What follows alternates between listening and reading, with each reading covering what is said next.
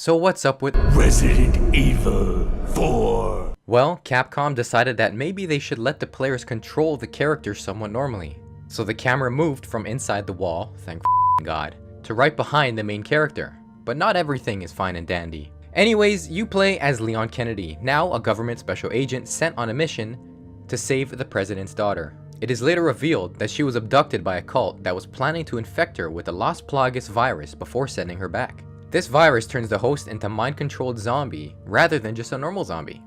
The cult is called Los Illuminados, who believe that the new virus is the future for humanity. On Leon's path, he runs into screaming little kids, his ex-girlfriend, and a steroids-induced former bro. What made Resident Evil 4 so good for its time? Well, it introduced a new camera, had a wide array of weapons, and, first and foremost, it was spooky.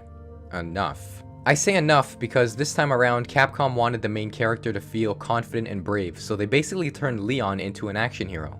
A lot different from the scared bitch he was in Resident Evil 2. There are no jump scares in the game, and any moment that is meant to be somewhat scary is immediately diffused by one of Leon's remarks. Where's everyone going? Bingo? Except for this one part. The largest part of this game is the camera. This was the first Resident Evil game with a third-person camera. The game does not control like modern third-person games.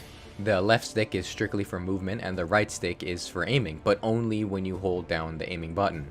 The left stick uses tank controls, and the right stick is useless. This at the time was revolutionary for the series. Capcom got praise for changing the RE formula, but this was also the sole reason why this game is so hard to recommend today. Personally, it takes me about 2 hours completely to get used to the controls, and after that, the game is a blast to play.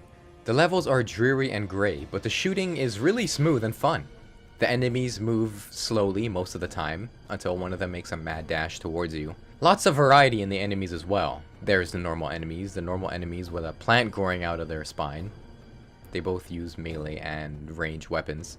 And then there's El Gigante. This thing is disguised as a boss at first, until he becomes a more common enemy. Seems tough to take down until you figure out a pattern. The means in which I first played this game, I was home for a long time. I was sick, so either I was playing at 4 AM with a cup of coffee or late at night. And mindlessly playing this game at those times was lots of fun. But there are a couple things that are stopping me from saying this game is perfect, and we already talked about one of them. That camera is terrible. My first time through, I almost quit the game a couple of times. The gameplay of the tank controls becomes bearable when you're fighting the Los Illuminados. It's simple enough. But when the game throws a flying enemy at you or a random boss, it makes you feel so vulnerable, even when you feel comfortable harnessing Leon's control scheme to the best of your ability. Leon is just so limited in the way that you can control him, and that alone can turn anyone away. My second complaint, some may actually see as a positive, is that there are a lot of boss fights. There's easily 10, and there's debatably more than that. The first half of the game is a good mix of open areas and confined spaces. There's an obvious lead up to a boss and then you fight one.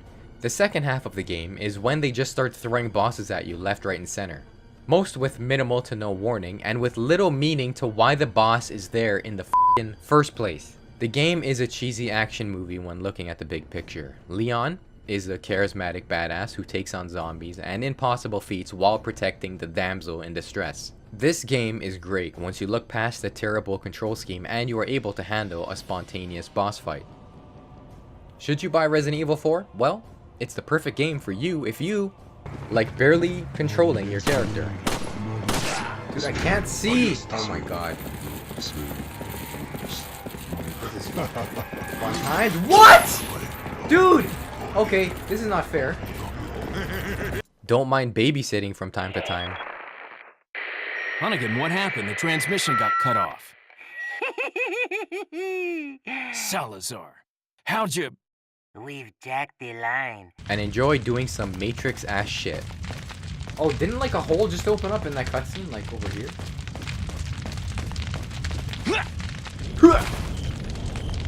Well guys, thanks for watching. I've been really wanting to make this video for some time now, and seeing that Resident Evil 2 is so close to coming out, I see that it's the perfect time to get this done. Super excited for Resident Evil 2. Anyways guys, take care.